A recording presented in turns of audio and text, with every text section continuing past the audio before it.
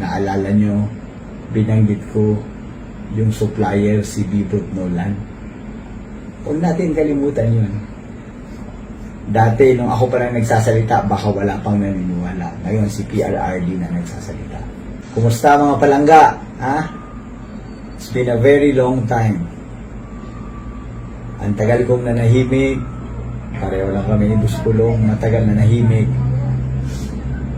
Pero ngayon, pinipilit nyo kaming magsalita. Nagsasalita ako ngayon because meron akong gustong ilabas na mensahe.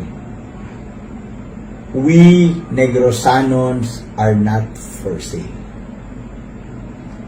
Kung meron man dyan sa Negros na nabayaran na, nakabaligya na mo, nabenta na yung pirma nyo, pwede bawiin nyo or mag-execute kayo ng affidavit na nabayaran kayo. Huwag natin ibenta ang ating pirma para sa PI na para lang sa kanilang sariling kapakanan. Para sa mga nagpapatakbo dyan, mga nasa gobyerno natin, sobra na ang inyong pang-aapi sa mga hindi sumasang-ayon sa inyong mga gawain. Sobra na. I support the stand of the Dutertes. Tama ang sinabi ni Mayor Baste na tamad ka, wala kang malasakit, kung wala kang plano sa ating bayan, mag-resign ka na lang. Tama rin si Buspulong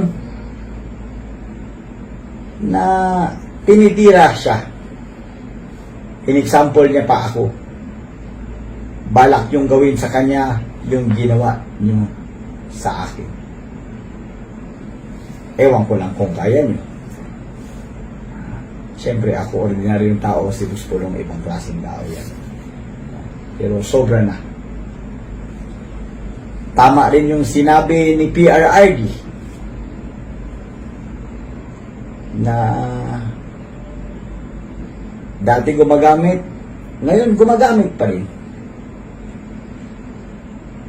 Kung si PRRD may intel, ako rin may intel. Alam ko yung katotohanan.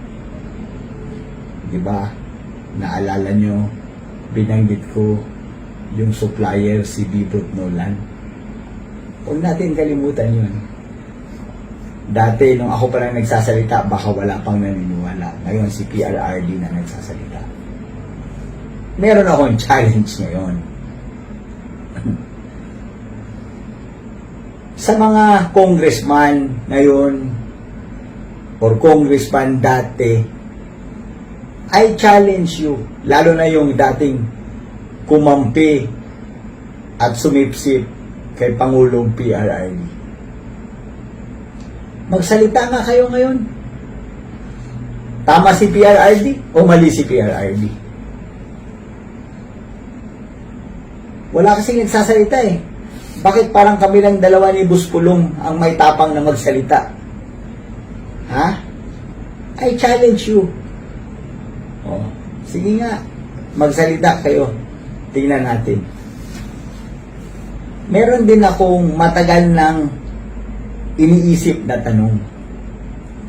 Di ba kung may tao na may kasalanan or may nagawang kasalanan, nirereklamo natin sa pulis, nirereklamo natin sa barangay, nirereklamo natin sa korte. Ang tanong ko, saan pwede magreklamo ang isang Pilipino kung ang kanilang leader ay gumagamit ng droga? Adik ang leader nyo, saan ka magreklamo? Pwede ka ba magreklamo sa korte? Pwede ka ba magreklamo sa barangay? Di ba? Kailangan ko ng mga sagot. Kailangan natin ng mga sagot nito. Dahil kawawa ang taong bayan. Matagal ko na sinasabi yan eh. Kung ang nagpapatakbo ng ating bayan ay wala sa maganda at mabuting pag-iisip, dala ng droga, dala ng pagka-under the saya, mahirap yun. Sobrang kawawa ang mamayang Pilipino.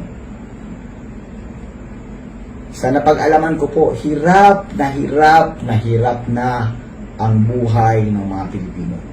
Sobrang mahal na ng mga bilihin, sobrang taas na ng presyo ng petrolyo, sobra na ang pang-aapi.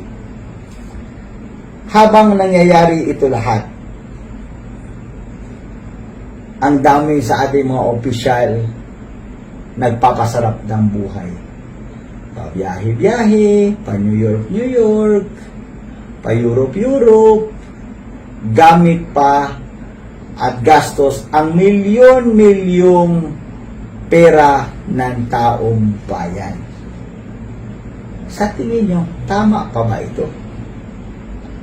Or tama na? Paano natin ito matutultukan? Papaabutin pa ba natin ito ng 6 years? Na magtiis tayo ng ganito? Tingin ko, kailangan na natin magkaisa.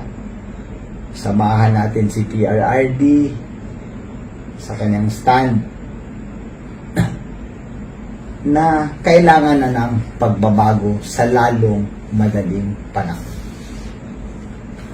Anyway, sa tanong ko kung saan tayo hihingi ng tulong, seryoso ako, please leave your comments on the comment section below kung saan tayo pwede humingi ng tulong. Sa mga militar at pulis, ako ay nananawagan din sa inyo. Obligasyon nyo, katulad ng sabi ni PRRD kagabi, na tulungan ang taong bayan at panindigan ang ating bahay or konstitusyon. Unang-una, hiling ko sa inyo, hulihin nyo ang mga adik, lalo na ang mga nagbebenta ng droga. At kung pwede, please, pakiunahin yung nasa gobyerno na gumagamit ng cocaine. Lastly, I ask everyone, let us support VP Inday Sara. Huwag natin siyang pabayaan na apihin ng kanyang mga kasamahan or katunggali man sa gobyerno. Si Inday Sara at si PRRD at ang kanilang pamilya ang isa sa mga pinakamalaking makakatulong na mabuhay ng maganda ulit ang bansang Pilipinas.